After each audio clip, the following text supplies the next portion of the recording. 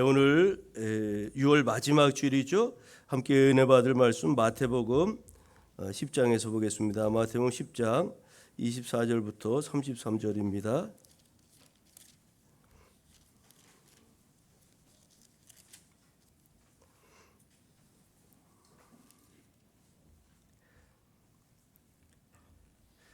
마태복음 10장 24절부터 33절입니다. 제가 말씀 봉독하겠습니다. 제자가 그 선생보다 또는 종이 그 상전보다 높지 못하나니 제자가 그 선생 같고 종이 그 상전 같으면 조카도다. 집 주인을 바알세불이라 하였거든 하물며 그 집 사람들이랴. 그런즉 그들을 두려워하지 말라. 감추인 것이 드러나지 않을 것이 없고 숨은 것이 알려지지 않을 것이 없느니라. 내가 너에게 어두운 데서 이르는 것을 광야한 데서 말하며 너희가 귓속말로 듣는 것을 집 위에서 전파하라. 몸은 죽여도 영혼은 능히 죽이지 못하는 자들을 두려워하지 말고 오직 몸과 영혼을 능히 지옥에 멸하실 수 있는 이를 두려워하라. 참새 2마리가 한 아세리온에 팔리지 않느냐. 그러나 너희 아버지께서 허락하지 아니하시면 그 하나도 땅에 떨어지지 아니하리라. 너희에게는 머리털까지 다 세신 바 되었나니 두려워하지 말라. 너희는 많은 참새보다 귀하니라. 누구든지 사람 앞에서 나를 시인하면 나도 하늘에 계신 내 아버지 앞에서 그를 시인할 것이요. 누구든지 사람 앞에서 나를 부인하면 나도 하늘에 계신 내 아버지 앞에서 그를 부인하리라. 아멘. 오늘 우리가 읽은 본문 말씀 마태복음 10장 24절 이하의 말씀을 중심으로 두려워하지 말라, 그런 제목으로 함께 말씀의 은혜를 나누고자 합니다. 우리 말씀의 제목을 한번 같이 볼까요? 시작. 두려워하지 말라. 두려워하지 말라. 우리 지난주 금요일 날 엊그제 우리 박삼씨 권사님, 또 천종란 권사님의 이제 시어머니가 되고 박삼씨 권사님 친어머니가 되시는데 소천하셨어요. 그래서 오늘 새벽에 장례식을 하고 이렇게 오늘 주일이라 급히 이렇게 또 예배에 참여했습니다. 금요일부터 또 어제 또 오늘에 이르기까지 장례를 우리 교회가 맡아서 이렇게 집행하였기 때문에 교우 여러분들이 여러모로 많이 신경을 쓰셨는데 감사의 말씀을 드립니다. 이제 오늘은 못 오시지만 다음 주에 오시더라도 다시 한번 위로와 또 이렇게 격려의 말씀을 해주시기 바랍니다. 오늘은 6월 마지막 주일입니다. 이제 이번 주만 지나면 2023년 1년의 절반인 전반기 6개월이 지나게 됩니다. 여러분 지난 6개월을 보내면서 6개월 동안 여러분 삶 속에 가장 인상적으로 기억되는 것이 무엇이 있습니까? 이것은 앞으로도 하반기에도 이런 일들이 일어났으면 좋겠다 생각하는 것들이 있으십니까? 아니면 지난 상반기에 이런 어려움이 있었는데 앞으로 이런 일이 내 앞에는 다시는 없었으면 좋겠다 하는 그런 바람이 혹시 어떤 것이 있을까요? 우리가 이제 이번 남은 6개월을 이제 어떻게 이번 주에 의미 있게 보낼까? 그것을 한번 생각해 봐야 되는데, 한 해의 절반을 마치는 이번 주를 의미 있게 보내는 방법이 여러 가지가 있겠지만 온 가족이 함께 지난 6개월을 보내면서 감사했던 일, 또 하나님 베푸신 은혜를 우리 가족들이 한 가지씩 이렇게 나누면서 이렇게 지난 6개월을 정리해 보는 것도 참 좋은 일이 아닐까 싶습니다.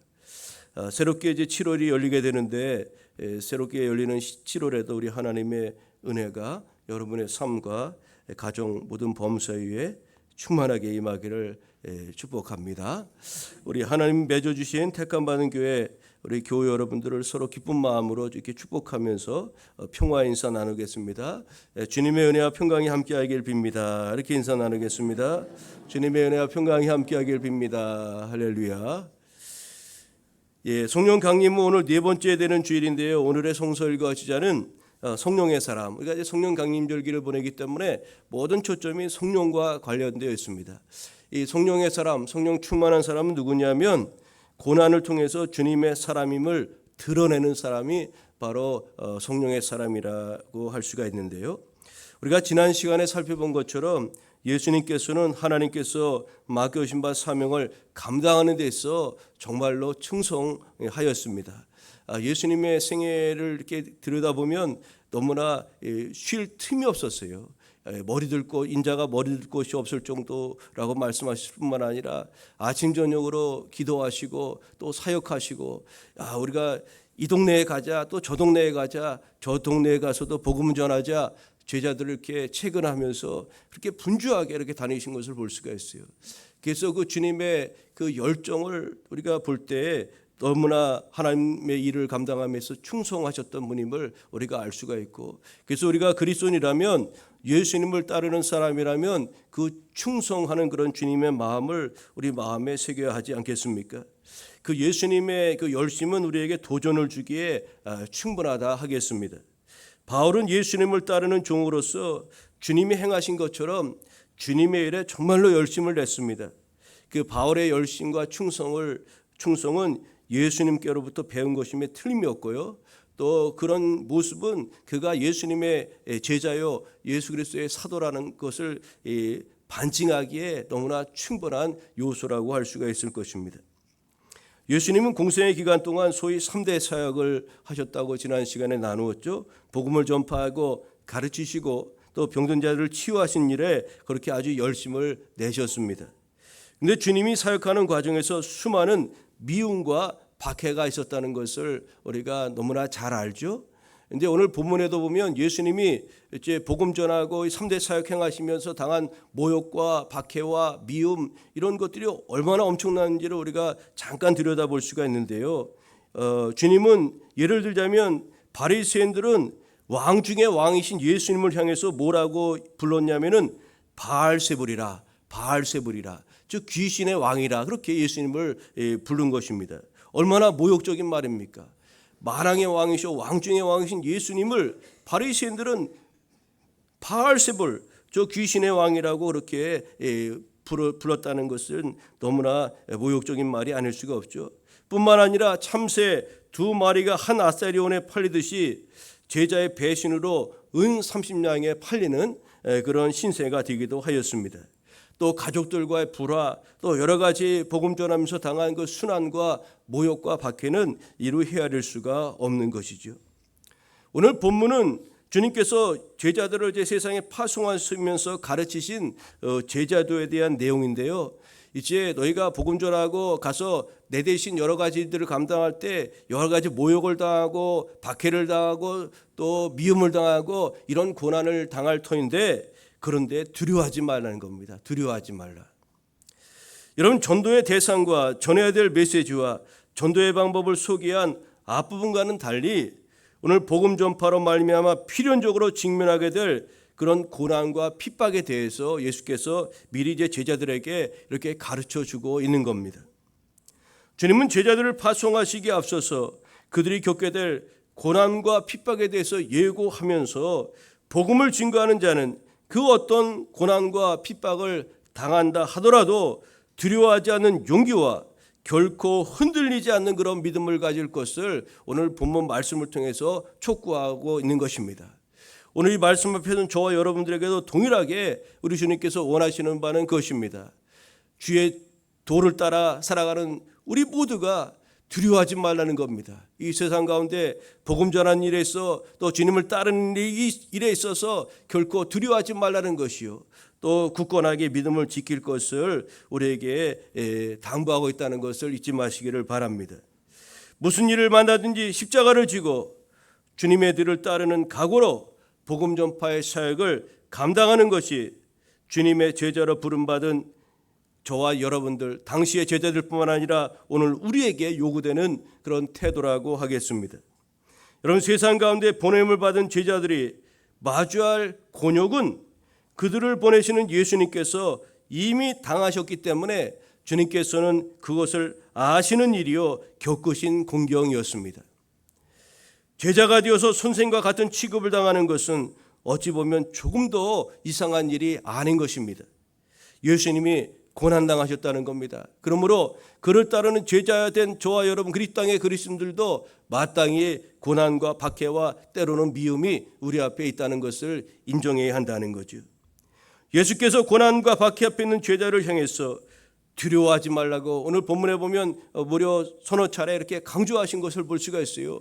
두려워하지 말라, 두려워하지 말라, 두려워하지 말라. 2023년 이 시대를 살아가는 그리스도인들에게도 본문에 등장하는 제자들이 경험하였던 그런 고난과 어려움이 찾아올 수가 있는 것입니다. 그때 주님은 저와 여러분에게도 동일하게 이렇게 말씀하십니다.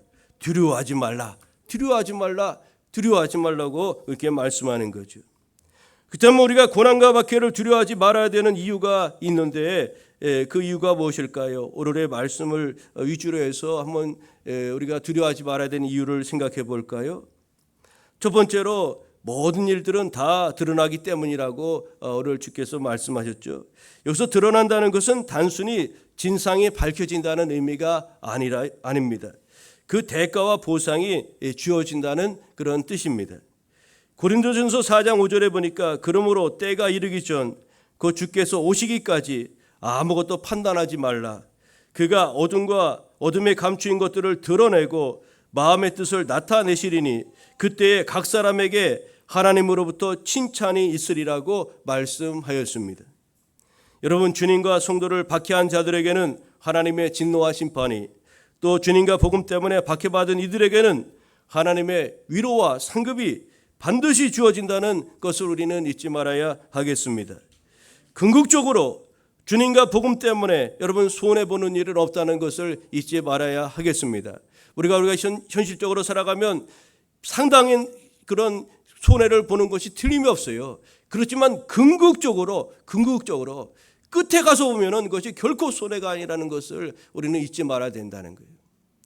우리의 사비를 드리고 초대 사도행전 교회 공동체처럼 자신의 것을 팔아 나눠주고 뭐 이렇게 여러 가지 베풀고 나누는 것 손해가 아닙니까? 어찌 보면 우리가 수리적으로 계산해 보면 그것은 손해임에 틀림이 없어요. 그럼에도 불구하고 궁극적으로는 그것이 결코 손해가 되지 않는다는 거예요. 우리가 예수님을 위해서 복음을 위해서 시간을 드리고 물질을 드리고 헌신하고 또를 주님 앞에 충성하는 것, 이것이 우리에게 손해가 되고 아주 급변하는 시대 속에서, 이런 시대 속에서 정말로 다르게 해야 될 일이 너무나 많은데 이런 일에 시간을 버린다고 생각하기 쉽지만 결코 일이 손해가 되는 것이 아니라는 것을 우리는 알아야 한다는 거예요. 죄악이 관영하고 사단이 공중의 권세를 잡고 있는 이 세상에서의 선악의 기준이 모호할 때가 있습니다. 어제는 정의였는데 후에는 이게 불의가 되기도 하고요. 또 내가 열심히 선행을 했는데 나를 죄명을 뒤집어 씌워서 잘못한 사람으로 이렇게 엮이기도 하고요. 여러분, 여러 가지 그런 기준이 뒤바뀌는 경우가 있어서 억울함을 호소할 때도 있는 것입니다. 그러나 모든 것이 확연하게 드러날 때가 반드시 있다는 거예요. 우리 성도들은 억울한 일을 당할 때가 있어요. 잘했음에도 불구하고 욕을 먹는다는 겁니다. 억울한 일을 당할 때가 있어요. 그렇지만 모든 일은 다 드러날 때가 있다는 겁니다. 하나님 우리의 억울함을 신원해 주시고 또 모든 것을 그릇된 것을 명명백백하게 드러나게 하시고 또 잘한 것에 대한 보상과 억울한 일에 대한 그런 위로도 주님께서 분명히 행해 주실 것이기에 우리는 두려워하지 말아야 한다는 겁니다. 모든 일은 선악간에 다 드러나고 또 하나님께서 이제 모든 일을 다 드러나게 하실 것이라는 것을 기억하고 우리가 고난과 박해 앞에서도 결코 두려워하지 않는 그런 불굴의 믿음을 가지고 나아가야 하겠습니다. 두 번째로 우리가 고난과 박해를 두려워하지 말아야 되는 이유는 죽음이 영원한 생명을 멸할 수가 없기 때문에 그렇습니다. 여러분, 박해, 고난의 최고 절정은 바로 죽음이죠. 죽음. 그런데 죽음조차도 생명을 멸할 수가 없는 것입니다. 인간의 목숨과 하나님이 주신 생명은 다른 것입니다. 사람은 언젠가 다 죽게 되어 있어요. 이것이 이 땅에서의 우리 인생의 목숨이라고 할 수가 있습니다. 우리 이게 장례를 치르면서 한편으로는 또 좋은 소식이 들어왔어요. 우리 교인들 중에 가족 중에 한 아이가 태어났다는 이야기를 제가 들었어요. 여러분, 참 얼마나 이게 아이러니합니까? 우리 인생이라는 것이 참 우리 집사라고 오면서 그런 얘기를 했어요. 한 사람은 이제 소멸해서 땅으로 흙으로 돌아가는 창조의 질서에 따라 흙으로 돌아가지만 한쪽에서는 새로운 신생아가 태어나서 새로운 생명을 또 열어가는 일. 이런 하나님의 그런 섭리 속에서 이 땅이 지금 움직이고 있다는 것을 우리는 이제 경험하게 되는데요. 여러분, 우리의 육신의 목숨은 유한한 것입니다. 유한한 것이에요. 그러나 예수 그리스도 안에서 우리에게 주어진 그 생명은 영원하다는 것을 우리는 잊지 말아야 하겠습니다. 우리가 주님과 복음을 위해서 박해와 고난을 당하다가 죽으면 순교자의 영광을 얻게 되는 것이요, 또 둘째 사망으로 불리는 영원한 죽음의 심판에 이르지 않게 된다고 성경은 말씀하지 않습니까? 여러분, 고난과 박해로 인한 죽음조차 그것은 영생으로 가는 그런 촉정이기 때문에 순교자들은 그 고난과 박해조차 두려워하지 않았던 것입니다. 우리 기독교 신앙에서 이 고난이라는 것은 상당히 의미가 있는 것이 아닐 수가 없어요. 시편 기자는 고난받는 것이 내게 유익이라, 이로써 내가 주의 율례를 배우게 되노라고 그렇게 고백하였습니다. 여러분, 칼빈이라는 그런 신학자는 성도에게 닥치는 거룩한 고난은 하나님이 주시는 제2의 은혜라고 그렇게 이야기했습니다. 우리에게 구원의 은혜가 있지만 고난은 하나님이 주시는 또 다른 제2의 은혜라고 그렇게 고난을 표현했어요. 베드로 사도 역시 고난을 당할 때 기뻐하라고 권면하면서 그 이유는 영광의 영이 고난당하는 이들과 함께할 것이기 때문이라고 했습니다. 베드로전서 4장 13절 14절에 너희가 그리스도의 고난에 참여하는 것으로 즐거워하라. 이는 그의 영광을 나타내실 때에 너희로 즐거워하고 기뻐하게 하려 함이라. 너희가 그리스도의 이름으로 치욕을 당하면 복 있는 자로다. 영광의 영 곧 하나님의 영이 너희 위에 계심이라. 여러분, 고난 심지어 죽음이라도 우리 안에 있는 예수 그리스도의 영원한 생명을 멸할 수 없기에 우리는 그 고난 앞에서도 두려워하지 않을 수가 있는 것입니다. 우리가 고난과 박해 앞에서도 두려워하지 말아야 되는 세 번째 이유는 하나님께서 우리의 처지와 형편을 잘 아시기 때문에 그렇습니다. 여러분, 하나님이 저와 여러분을 아신다는 것, 이것이 얼마나 큰 위로와 힘이 되는지 아십니까? 하나님께서 참새에게 일어나는 일을 우리가 신경 쓰는 것보다 훨씬 더 신경을 쓰신다고 오늘 말씀하고 있어요. 여러분, 참새에게 일어나는 일 우리 별로 신경 안 쓰지 않습니까? 제가 뭘 먹고 사는지, 얼마나 살다 죽는지 우리 잘 모르잖아요. 별 관심도 없어요. 근데 참새가 얼마에 팔리는지 그런 것까지도 하나님은 세세하게 그것을 다 알고 계신다는 거예요. 관심을 가지신다는 거예요. 주님께서 우리에게는 참새보다 더 정성을 쏟으심을 오늘 말씀하고 있죠. 세세한 것까지 일일이 돌보시며 심지어 우리의 머리카락까지 세신다고 그렇게 말씀하지 않습니까? 이런 주님의 관심과 사랑 아래 있는 자들이 여러분 두려워할 이유가 무엇이 있겠습니까?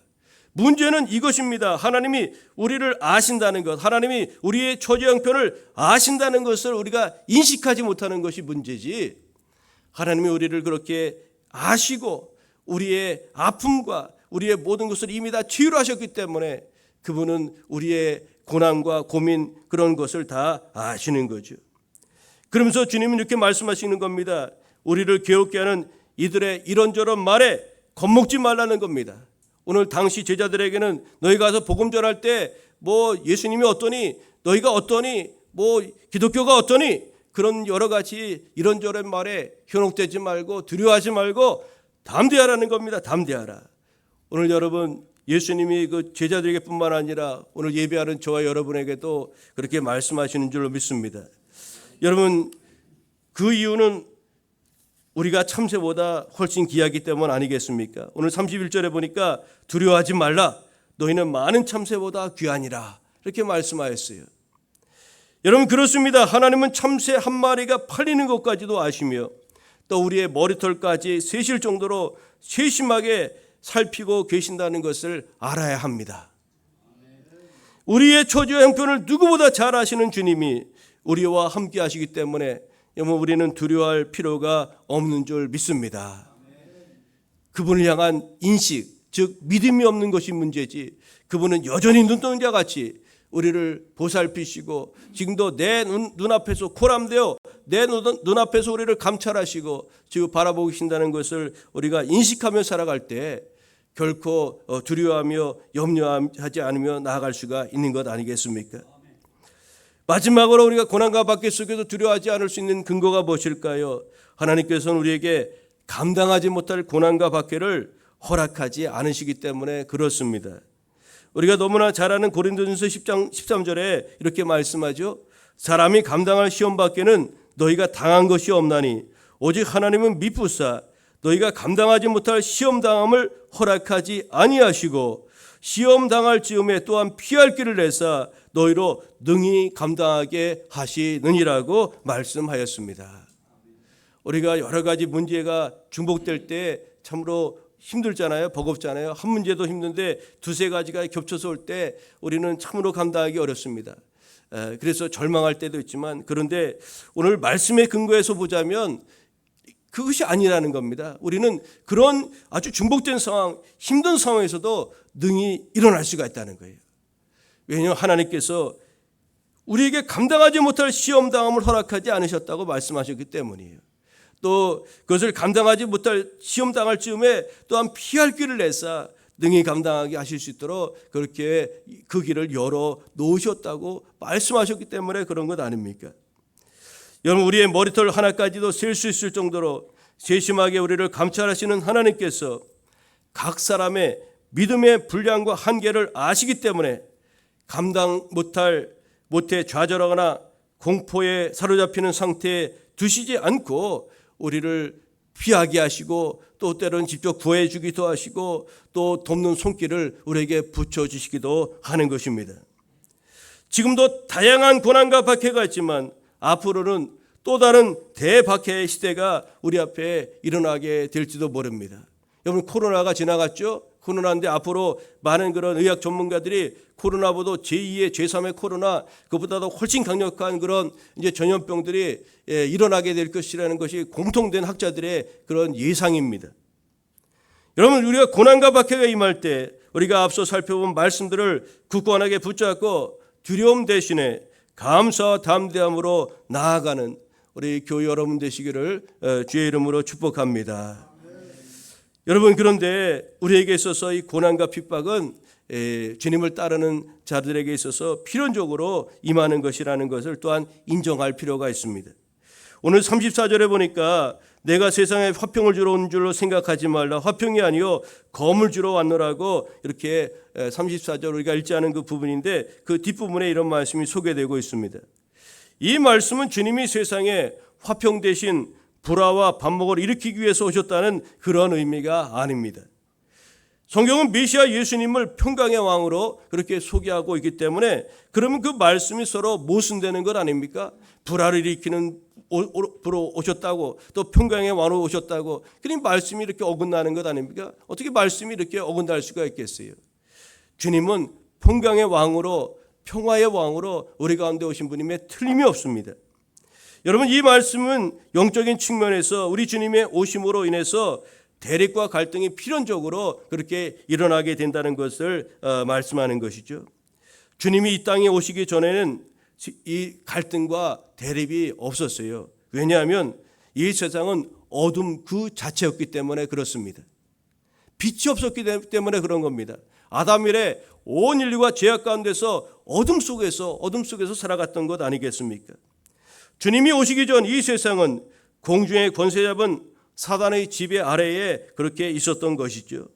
그런데 주님이 오심으로 말미암아 이제 하나님 의의 세력이 이제 생겨나게 된 것이죠. 결국 불의한 사단의 세력과 의로운 하나님 나라의 세력 간의 그런 대립과 갈등이 그렇게 생기게 된 거죠. 하나님의 나라를 나아갈 것인가, 또 공주의 권세 잡은 자의 길로 나아갈 것인가, 이런 이제 갈등과 대립이 우리 가운데 이 세상 가운데 생기게 된 거죠. 이런 영적인 대립과 갈등은 이 땅에서 하나님 나라 확장을 위해서 겪지 않으면 안 될 것이라는 점에서도 저와 여러분에게서 이 고난과 핍박은 필연적이라고 그렇게 말씀드릴 수가 있는 겁니다. 우리가 살아가면서 하나님 나라를 이야기해야 되고 또 하나님의 의를 증거해야 되고 그렇기 때문에 반드시 우리의 그 삶 가운데는 그런 갈등과 또 핍박이 우리 가운데 임하게 된다는 거죠. 우리는 하나님의 백성으로서 믿음으로 인해 세상에서 고난과 핍박을 받게 된다는 것을 당연하게 여겨야 한다는 겁니다. 이와 함께 최후 승리는 성도인 저와 여러분의 몫이라는 사실을 깨닫고 승리의 그날까지 영적 전투에 부단히 힘쓰며 나아가는 우리 모두가 되어야 될 줄로 믿습니다. 우리 앞에 고난과 핍박은 있지만 그러나 예수께서 십자가로 이미 승리해 주신 줄 믿습니다. 그러므로 우리가 그 예수 그리스도의 십자가를 굳건하게 붙잡고 예수님의 이름을 부르며 나아갈 때 우리는 영적 전쟁에서 승리하며 마침내 승전가를 부르게 되게 될 것입니다. 오늘 본문을 통해서 우리에게 결론적으로 또 말씀하시는 바는 무엇이냐면 두려워하지 말라 말씀하시면서 정말로 두려워야 될 분이 있다는 거예요. 그것을 제자들에게 가르쳐주고 오늘 저와 여러분에게도 말씀하고 있는 겁니다. 오늘 28절을 같이 한번 읽어볼까요? 28절입니다. 몸은 시작. 몸은 죽여도 영혼은 능히 죽이지 못하는 자들을 두려워하지 말고 오직 몸과 영혼을 능히 지옥에 멸하실 수 있는 일을 두려워하라. 아멘. 여러분 우리가 정말로 두려워야 될 분, 경외해야 될 분이 계시다는 겁니다. 우리에게 박해 주고 고난 주고 미움 주고 하는 사람, 그 사람들이 두려워할 대상이 아니라는 겁니다. 성도에게서 진짜 우리가 경외해야 될 분, 진짜 무서우신 분이 계시다는 거예요. 여러분 사람들은 핍박을 받고 안전에 위협을 당하면 두려움이 그 심령 가운데 마음 가운데 찾아오죠. 이러한 두려움이 심하게 되면 두려움에서 벗어나기 위해서 여러 가지 이제 반응이 나타납니다. 그런데 그 중에서 우리 믿는 사람들에게는 어떤 일까지 일어나게 되냐면은 믿음을 저버리는 일까지 일어나게 되는 거죠. 그러나 핍박을 두려워하여 믿음을 저버리게 되면 하나님의 저주로부터 우리가 벗어날 길이 전혀 없는 것 아닙니까? 그러므로 우리는 하나님을 두려워하고 그 어떤 경우에도 믿음만큼은 저버리는 일이 없도록 우리의 믿음을 굳건하게 지켜나가는 것이 꼭 필요하다고 하겠습니다. 그래서 마지막 때에 믿음을 보겠느냐 주께서 그렇게 말씀하지 않으셨습니까? 여러분 우리 인생은 이 세상에서 죽음으로 끝나는 것이 아닙니다. 이번 장례를 치르면서 이 말씀을 계속 이렇게 예식 시간 때마다 이 말씀을 드렸지만 우리 인생은 육신의 죽음으로 끝나는 것이 아닙니다. 한 번 죽는 것은 사람에게 정한 것이요 죽음 위에는 심판이 있다고 분명히 말씀하셨습니다. 죽음 위에 하나님의 심판이 있고 영생과 영벌에 이르게 되는 것을 성경은 우리에게 말씀하고 있습니다. 우리는 우리의 육신뿐만 아니라 우리의 영혼까지도 멸하여 영원한 멸망 곧 영벌에 처하게 하시는 하나님을 우리가 정말로 두려워해야 한다는 사실입니다. 여러분 이제 말씀의 결론을 맺고자 합니다. 오늘 본문은 주님을 따르는 자들 즉 제자로서 우리가 어떤 삶을 살아야 하는지를 가르쳐주는 소위 제자조에 대한 말씀입니다. 오늘 말씀의 일반적인 본문의 말씀을 우리가 나눌 때 제자도에 초점을 맞춰서 본문의 말씀을 많이 또 해석하고 또 나누기도 합니다. 오늘 주님께서 우리에게 주님을 따르는 제자들을 세상에 파송하시면서 그들에게 당부하는 것 몇 가지를 요약할 수가 있어요. 두려워하지 말라는 겁니다. 세상 가운데 나아가서 살아갈 때 그리스도인들이여 나의 자녀들이여 두려워하지 말라는 겁니다. 그것이 첫 번째 제자도에 대한 가르침입니다. 두 번째는 주님을 모른다고 하지 말라는 겁니다. 나를 부인하지 말라는 겁니다. 오늘 그 후반절에 보니까 뭐라고 말씀하죠? 누든지 사람 앞에서 나를 부인하면 나도 하늘에 계신 내 아버지 앞에서 그를 부인하라고 말씀하지 않았습니까? 우리가 주님 따르면서 이 주님 모른다고 부인하지 말라는 거예요. 끝까지 신앙과 믿음을 지키라는 것 아닙니까? 또 이제 이어지는 이제 34절 이후에 보니까 누구든지 나를 따르려거든 자기를 부인하고 자기 십자가를 지고 주님을 따르라는 것. 이거 제자도에 대한 그런 이제 아주 종합적인 그런 내용이라고 알 수가 있습니다. 두려워하지 말고 나를 모른다고 부인하지 말고 자기 십자가를 지고 나를 따르라. 이렇게 주님께서 제자도의 길을 가르쳐 주신 것입니다. 그런데 여러분 이 제자도에 있어서 가장 중요한 것이 무엇일까요? 24절 우리가 별 주목하지도 않고 그냥 쓱 지나가면 읽는 그 24절을 통해서 우리는 많은 것을 생각해 볼 수가 있어요. 우리 24절을 다시 한번 볼까요? 24절 같이 읽겠습니다. 제자가 시작. 제자가 그 선생보다 또는 종이 그 상전보다 높지 못하나니. 아멘. 여러분, 아주 단순한 이야기입니다. 뭐 별 이야기 없지 않습니까? 제자가 그 선생보다, 종이 상전보다 높지 못하다. 너무나 상식적인 이야기 아닙니까? 이것은 우리 속담에 흉만한 아우 없다는 그런 속담과 의미가 통하는 그런 말씀이기도 하죠. 이 말씀은 매우 상식적인 내용으로서 제자들에게 이렇게 가르쳐 주셨는데, 그런데 이 말씀을 우리가 주목해야 한다는 것입니다. 우리 인생의 좌우명으로 삼아야 될 영원 하나님의 교훈이요 또 진리라고도 할 수가 있기 때문에 그렇습니다. 여러분, 주의 제자된 의식, 주님의 종된 의식은 충성된 신앙인에게 있어 아주 필수적인 요건이 아닐 수가 없는 것입니다. 주님은 성도들이 늘 주의 종된 신부님을 의식하고 행할 것을 그렇게 가르치시고 또 그렇게 원하셨어요. 제자도의 가장 중요한 핵심은 무엇이냐면, 두려워하지 말고 주님을 모른다고 하지 말고 자기 십자가를 지고 나를 따르라, 이것에 앞서서 해야 될 첫 번째 제자의 의식이 있는데, 나는 당신의 종입니다. 당신은 나의 주님이십니다. 이 고백이 우선되고 선행되어야 한다는 겁니다. 누가복음 17장 7절에서 10절 말씀인데요. 여러분, 이 말씀을 제가 믿음이 약할 때 이 말씀을 읽을 때 아주 불편했어요. 이 말씀을 읽을 때. 근데 요즘은 이 말씀을 읽을 때마다 많은 그런 새로운 그런 해석과 또 그런 이제 마음의 새로운 그런 깨달음이 오는데요. 한번 여러분 들어보시겠어요? 여러분 이 말씀을 어떻게 받으시는지 한번 들어보시기 바랍니다. 너희 중 누구에게 밭을 갈거나 양을 치거나 하는 종이 있어 밭에서 돌아오면 그더러 곧 와 앉아서 먹으라 말할 자가 있느냐? 도리어 그더러 내 먹을 것을 준비하고 띠를 띠고 내가 먹고 마시는 동안에 수종 들고 너는 그 후에 먹고 마시라 하지 않겠느냐? 명한 대로 타였다고 종에게 감사하겠느냐? 이와 같이 너희도 명령받은 것을 다 행한 후에 이르기를 우리는 무익한 종이라 우리가 하여야 할 일을 한 것뿐이라 할지니라. 예수께서 제자들에게 이 말씀을 하셨어요. 여러분, 이 말씀을 여러분 어떻게 받으십니까? 이 말씀이 여러분 불편하신 분 계십니까? 우리 쉽게 말씀드리면 주님께서 우리가 주일 열심히 하고 너 잘했다 칭찬할 것도 없다는 겁니다. 주일을 감당한 사람은 해야 될 일이 나는 무익한 종입니다. 주님 앞에서 주인 앞에서 그렇게 고백해야 된다는 거예요. 나는 무익한 종이라 우리가 하여야 될 일 그것 한 것뿐인데 뭘 저에게 칭찬하십니까? 뭐 밥 먹으러 하는 거 그거 없어요.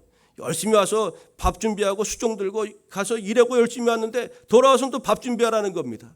밥 준비하고 상 차려서 잘 대접하고 있는데 와서 먹으라고도 하지 않아요. 또 칭찬도 하지 않는 겁니다.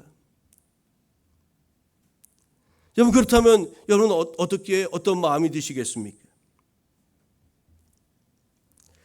여러분, 우리가 제자도에 있어서 정말로 중요한 것, 나는 주님의 종이란 이런 생각이 얼마나 중요한 신앙 의식인지 우리가 분명히 알아야 하는 것입니다. 이 의식이 분명해야 참 제자도의 길을 걸어갈 수 있으며 주님 앞에서 겸손을 유지할 수 있을 뿐만 아니라 우리가 주님의 말을 이루어갈 수가 있는 것입니다. 종은 주인을 위한 존재입니다. 예수 그리스도를 우리가 주님이라 부르죠. 주님 이렇게 부릅니다. 주님. 여기서 주라는 것은 우리가 우리의 구세주라는 그런 의미가 있어요. 그 의미가 성경에서 말하는 이제 주라는 표현에서 보면 주님이라는 표현에 보면 70% 정도가 세이비어, 우리의 구세주라는 의미가 한 70%가 된다고 볼 수가 있고요. 나머지 한 20, 30%는 이 주라는 것은 로드라는 의미입니다. 로드. 그러니까 주인, 진짜 주인이라는 거 왕이라는 겁니다. 우리는 당신은 우리의 마스터, 로드, 킹. 우리는 당신의 종이라는 것. 이것이 주님이라는 의미 속에 담겨 있어요. 우리가 예수님을 향해서 주님 그렇게 이미 고백하는 그 순간부터 거기에는 어떤 의미가 담겨 있습니까? 나는 당신의 종입니다. 그 의미가 이미 부르는 그 순간부터 그 단어 속에는 담겨져 있는 거예요. 여러분, 우리는 이렇게 주님 앞에 날마다 고백하며 나아가야 되죠. 나는 당신의 종이요 당신은 나의 주님이요 하나님이십니다. 이런 고백이 날마다 우리에게 있어져야 될 줄로 믿습니다. 그것이 제자도의 첫걸음입니다. 주님을 따르는 데서 첫걸음이라는 것을 우리는 잊지 말아야 하겠죠. 우리는 내가 주인 되어 주님을 내 마음대로 부리고 내 수종자로 여기지는 않죠? 그렇게 여기지는 않아요. 예수님을 내 수종자로 두고 살아간다고 생각하는 사람이 누가 있겠습니까? 그러나 실제 삶 속에서는 그런 모습이 드러나는 경우가 얼마나 많은지 모릅니다. 알라딘의 요술램프처럼 막 이렇게 문질리면서 뭐 해와라 이렇게 하면 그가 얼른 나와서 갖다 주기도 하고 그렇게 하잖아요. 우리는 마치 내가 주인이 돼서 아주 주님한테 이것 좀 해달라 그러고 저것도 해달라 그러고 막 내 마음대로 이렇게 이것하고 저것 해달라고 막 그러지 않습니까? 여러분, 주님과의 관계가 바르게 설정되면 오늘 말씀의 제목인 두려워하지 말라는 이 주님의 말씀을 우리가 능히 이루며 살아갈 수 있을 뿐만 아니라 그 외에도 주께서 말씀하신 바 나를 부인하지 말고 자기 십자가를 지고 나를 따르는 이 모든 말씀들을 우리가 온전히 이루며 나아갈 수가 있는 것입니다. 오늘 여러분, 오늘 좀 무거운 그런 주제도 이야기를 나누었지만 우리 주님을 따른다는 것에 있어서 가장 소중한 것이 무엇인가를 우리가 그 나의 위치를 어디에 두고 또 주님을 바라보며 나아가야 되는지를 우리가 깊이 생각하지 않으면 안 된다는 사실입니다. 오늘 6월을 이제 마지막 보내면서 지난 6개월 동안을 보내면서 우리의 주님 앞에서 나의 위치는 어디에 있었는지 한번 생각해 보시길 바랍니다. 또 앞으로 7개월 후반기를 이제 새롭게 시작해야 될 터인데 오늘 예수님이 정말로 우리의 주님이시고 나는 그분의 종으로서의 그런 위치에 서서 우리가 신앙생활과 믿음생활을 행하고 있는가 한번 다시 돌아보시면서 또 지난 상반기를 결산하고 새로운 하반기를 믿음 안에서 준비해 나아가야 될 줄로 믿습니다. 그런 복된 성도의 삶을 가꾸는 우리 모두 되기를 우리 주님의 이름으로 축복합니다. 기도하겠습니다. 사랑의 하나님 아버지, 감사합니다. 6개월 동안 주님 은혜 안에서 여기까지 왔습니다. 아버지, 오늘 주께서 제자들을 세상에 파송하시면서 두려워하지 말라고 말씀하셨습니다. 또 예수님 모른다고 부인하지도 말고 또 주님 따르려면 자기 십자가 지고 나를 따르라고도 말씀하셨습니다. 주님이 제자들에 대한 여러 가지 교훈과 가르침을 주셨지만 그러나 우리가 두려워하지 않을 수 있는 것은 하나님이 지금도 우리와 함께 하신 것을 확신하기 때문입니다. 주님, 특별히 우리가 6월을 결산하고 또 새로운 하반기 7월을 준비하면서 다시 한번 하나님과의 우리의 그 관계, 어떤 관계인가를 분명히 새롭게 정립하며 나아갈 수 있도록 인도하여 주옵소서. 주님은 주님이십니다. 나는 주님의 백성이요 주의 기르시는 양일 뿐만 아니라 주의 종이요 주님께서 일을 맡기신 사명자라는 것을 잊어버리지 않고 살아갈 수 있도록 주님 역사하여 주옵소서. 그래서 언젠가 주님 앞에 섰을 때 주 앞에 잘했다 칭찬받는 주의 거룩한 성도 우리 모두 다 되게 하여 주옵소서. 감사드리오며 예수님의 이름으로 기도하옵나이다. 아멘.